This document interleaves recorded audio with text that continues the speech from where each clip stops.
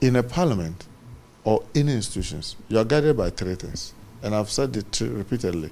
And you can check from every well-established institution.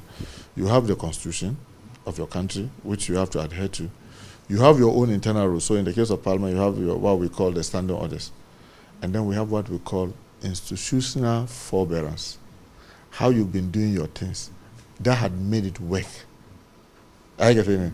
So if you, sometimes these institutional forbearance are things that help you to work, not necessarily because they are legal or illegal, but it has always helped you to work.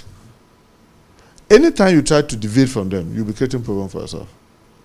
And unfortunately, when we came to the, I think, 7th Parliament, where the MPP had overwhelming majority, they started abusing some of the forbearance. I mean, some of the things that we've been doing that has been working.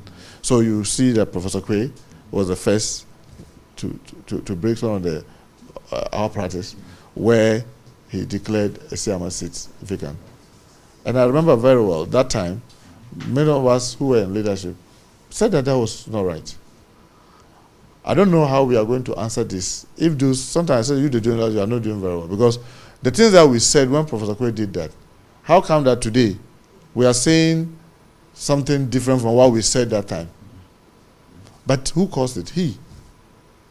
Because there have been, I mean, I can count at least 4 instances where we've had this situation, and the House scaled quietly. Including your friend GHOne. GHOne was most recently. Boniface Abubakar Siddiq was independent from Salga. I mean, Rashid Bawa was independent from Akan. And they later filed as MPP. What happened? Well, check, what did the House decide? The House made a decision. Then we came to Busumi Frehu. He too. Then you also have GHOne. And the interesting thing is that during GHOne, President Mahama was the president. And then the speaker was NDC speaker, Banfordado. How did we treat it? Then we now have a situation where Professor Quay now tried to change the path. And we're drawing his attention. When you do that and you leave your own practices, you'll be digging yourself. But they thought at that time, because they had the overwhelming majority, it was good for them. Today, that's what is eating them. And my worry for every parliamentarian to have at the back of his mind, when you're in opposition, you are potential people in government. So anything that you are doing, just know that when you are in government, it will be played back to you.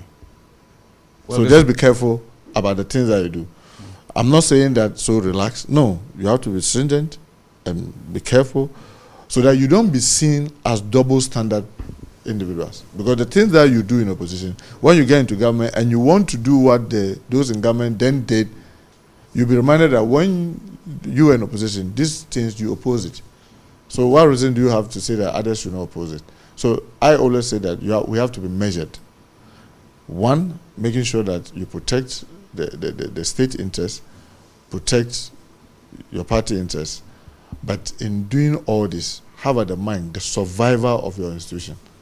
Because, I mean, all these things that we are doing, if there's no democracy, there will be no parliamentarian.